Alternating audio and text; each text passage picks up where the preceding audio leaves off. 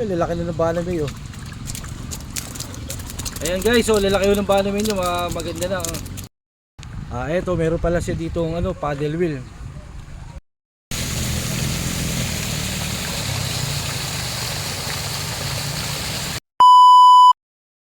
Magandang araw po. Ngayon po ay titingnan po natin ang isang farm ng Banamay dito sa Paumbong. Magmamay-ari po ni Richard. Si Sir Richard po. Ito po, Sir Richard, magandang hapon po. Ayan po. Ito po si Sir Richard. Sir, hapon. Kumusta po ba ang hulog nyo ngayon? Banamay ho ba hulog nyo ngayon dito? Banamay ang ating hulog. Ayun. Ilang buwan na po ang Banamay nyo ngayon? Bali sa 14, 2 buwan na. 2 buwan na ngayon ang Banamay at kumusta naman po ang buhay ng Banamay ninyo ngayon? Sa 3 hulog ko, naging maganda naman ang resulta. Semi-intensive po tayo. Semi-intensive. Opo. Ang pag semi-intensive po ay pinapakain nyo siya ng maganda. Oo. Puro feeds tayo. Puro feeds ang ginagamit. Ito bang ginagawa nyo na yun ano ba tawag dyan? Ito ay bintol. Pero hindi natin interest ang manghuli ng Banamay, kundi madetekla natin yung pagkain ng Banamay kung marami sila. Kung nauubos o bali pang sampling po nila to, itong pang sampling nyo itong ginagawa. Bintol. Miyari na po tayo. Gawa po sa bakal to. Sa bakal. Tinatapos lang po niya ngayon. Ngayon po, titingnan po natin ang ano ba ang ginagamit mo pong patuan dito, aerator ka at ang ginagamit to sa bandar? Bali, versatile pump lang kasi nung panahon yun wala pa tayong pambili. Ngayon bumili na tayo ng aerator. May nag-donate ng aerator. Ayan.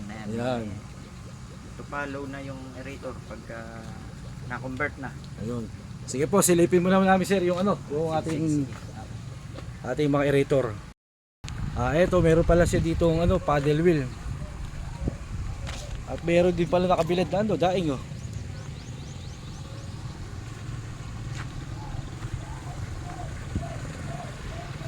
Ito, andito yung kanyang kubo. Bali, dalawang kanyang kubo. Tingnan muna natin ito, isang kubo niya. Ito, makikita natin ang kanyang submersible pump na ginagamit para mapaikot ang kanyang tubig dito. Ito ang kanyang submersible pump.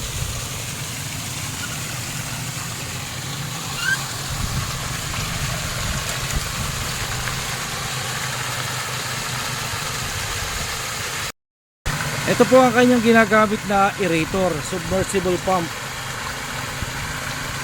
Idos. Ayan. Kasi po pagkakalumada, ginagamit po, pinapaandar niya para umikot o gumalaw ang tubig. Kasi pagka po hindi gumalaw ang tubig nito, posible po magkaroon ng hindi gagalaw isda. Posible po mamatay ang isda o magkasakit ang mga hulog niya. Ngayon po, tingnan natin yung kanyang alagang Banamay. Meron siyang nakaumang na pang sampling. Pandawin po natin o tingnan natin kung gaano nakalaki ang kanyang alagang Banamay sa loob ng 2 buwan. Dito po guys ang kanyang tingnan po natin ang kanyang alagang Banamay kung gaano nakalaki. Sir Richard, pwede ba makita yung alagang Banamay? Opo naman, para ma-share natin sa inyo ang ating pag-alaga. Kung paano ka mag-alaga ng diskarte. Tukan.